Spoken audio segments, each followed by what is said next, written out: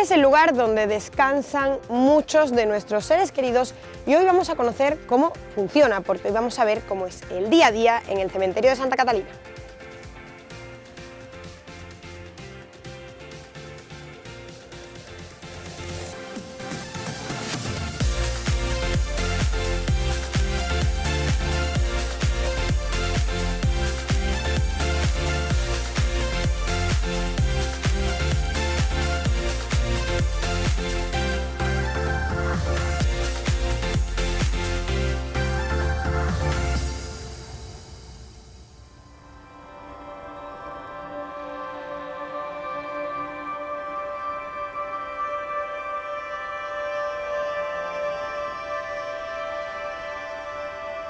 Pues Antonio, estamos en la oficina del cementerio de Santa Catalina, desde donde se gestiona pues, todo lo relacionado con el cementerio. ¿Cómo se organiza? ¿Cómo es este trabajo? Vamos a ver, aquí durante la jornada laboral lo que empezamos durante la primera hora de la mañana es la recepción de la documentación y las peticiones para los servicios que tengamos que prestar durante el día. Esa prestación viene a través de una notificación de las funerarias, donde nos indica los fallecidos que ha habido el día anterior para que se proceda a su inhumación o su cremación en la jornada laboral. Aquí durante el día a día la mayor parte del trabajo es localizar fallecidos antiguos de familiares que hace muchos años que no vienen al cementerio, y otra parte importante es la renovación de las concesiones administrativas de los nichos del cementerio. Nosotros tenemos aquí unos libros donde tenemos desde el año 1924 recogidos ahí un cronológico. Son los libros, digamos, por calles, por galerías. Todo esto es si pues el familiar llega solo con un apellido, tenemos un archivo, digamos, manual, el de tarjetitas antiguo de toda la vida, que ese es el que estamos terminando de informatizar, y si no tendríamos que buscarlo por la fecha de defunción y si no por la galería en la que estaba. O sea, es muy difícil que no logremos localizar a alguien en algún momento. Aquí hay 12 personas trabajando, contándome a mí, en el que hay un auxiliar administrativo, que es la persona que se encarga del 80-90% de la labor administrativa del edificio. Después hay 2 sepultureros y el resto son peones. Pues si te parece, ahora que hemos entrado un poquito en materia, vamos al cementerio, damos un paseo y hablamos de cómo es el día a día aquí. Estupendo, pues lo vemos ahora.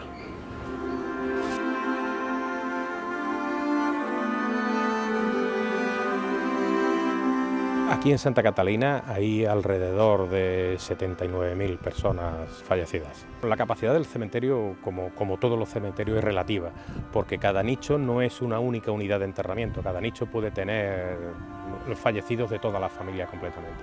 Ahora mismo tenemos una disponibilidad para poder tener casi 550 unidades de enterramiento todavía disponibles, que fue la última ampliación que se hizo en el cementerio sobre el año 2004-2005, y se hicieron 2.000 unidades de una vez para poder derrumbar todo lo que era el primer patio que estaba en estado ruinoso del cementerio.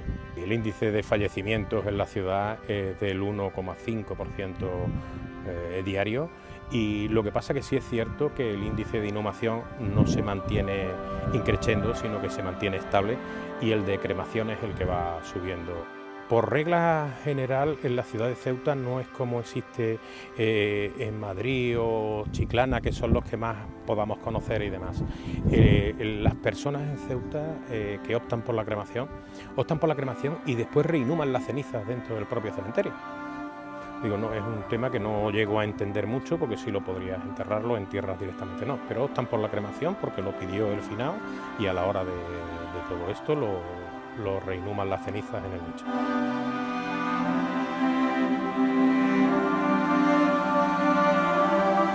Y Antonio, ¿hay personalidades enterradas en este cementerio?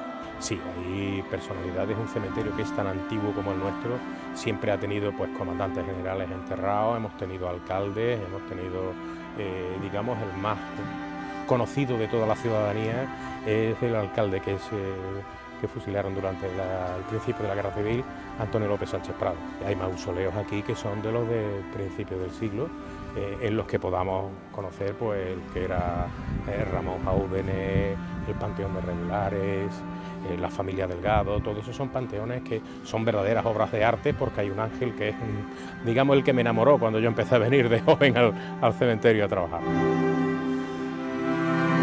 El cementerio en horario de invierno abre de 8 de la mañana a 7 de la tarde, porque los cementerios no pueden estar abiertos después de la caída del sol. Entonces a 7 de la tarde ya es noche cerrada. Entonces hasta las 7 de la tarde tendríamos el cementerio cerrado. Y en verano pues hasta las 8 de la tarde, de 8 de la mañana a 8 de la tarde en horario de verano. Toca preguntar también por el mantenimiento del cementerio, el de las lápidas, cómo se realiza, qué parte le toca a los trabajadores del cementerio y qué parte es responsabilidad de los familiares. Todo lo que es enmarcado dentro de lo que estamos viendo en este lateral, que es el hecho en sí, el hueco del nicho, eso correspondería a la familia. El resto es un mantenimiento que hace el personal de la ciudad, como el barrido, limpieza, mantenimiento de instalaciones, de tuberías, de todo. Eso lo hace a través de la Consejería de Sanidad y lo lleva haciéndolo bien. Por cierto, hay un día que es muy especial aquí, que es el Día de los Difuntos. Se intensifica el trabajo, me imagino, también. Sí, nosotros ese día para nosotros, digamos, es nuestro culminar toda la tarea del año, donde lo terminamos con una misa y una ofrenda floral que hace el presidente de la ciudad a determinados tumbas y mausoleos de la ciudad. Vamos a ver, durante esas 4 o 5 semanas anteriores la labor es titánica. Titánica porque la plantilla es la misma que tenemos para todo el año, y es el trabajo, porque no paran las inhumaciones, ni las cremaciones, ni nada, sino hay que seguir haciéndolas y encima todo lo demás que conlleva todo esto.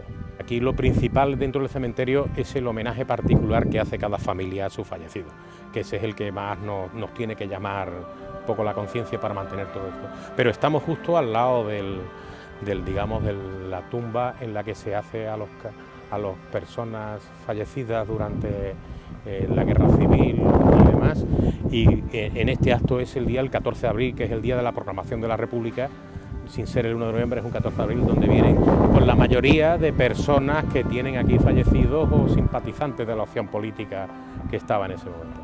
Y hablando más otra vez de gestión del cementerio, si algún familiar quisiera trasladar el cuerpo de alguno de sus familiares, algún familiar fallecido, ¿cómo se puede hacer? ¿Y qué hay que tener en cuenta para saber si ese traslado es posible o no? Vamos a ver, hay un acto principal que es el de la solicitud. Una solicitud que se tiene que entregar por parte de los familiares en el registro de la ciudad, y una vez que se recepciona esa solicitud, empezamos a controlar un poco la documentación que tiene que aportar la familia o ha aportado en ese momento, como es la titularidad de la concesión administrativa, y después vemos los aspectos sanitarios que nos correspondería a nosotros aportarlo a ese informe para su autorización a la hora de poderlo entregar en la Consejería de Sanidad. Por cierto, Antonio, hay algunas tumbas que no tienen nombre. ¿Cuál es el motivo? El motivo es porque la persona no está identificada, entonces lo que tienen es una placa frontal que le sirve de tapadera al nicho.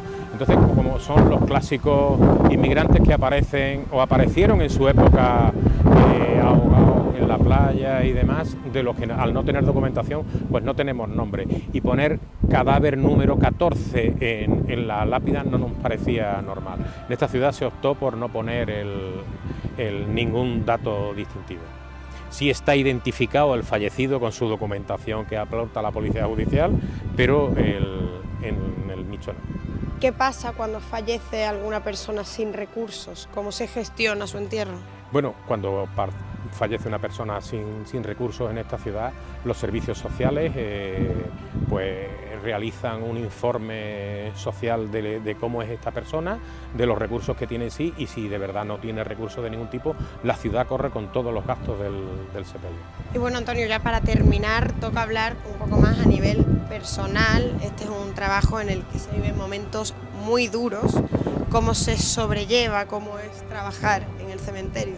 Bueno, hay veces en las que es tan desgarrador la situación que se te plantea, en el que uno no es de piedra, uno es un ser humano al fin y al cabo, y entonces es muy complicado algunas veces gestionar tus propios sentimientos en esos momentos. El resto del tiempo lo tienes que catalogar como trabajo. Pues bueno, Antonio, muchísimas gracias por atendernos, por estar con nosotros y por explicarnos cómo funciona y algunas de las curiosidades de este cementerio de Santa Catalina. Muchísimas gracias a vosotros.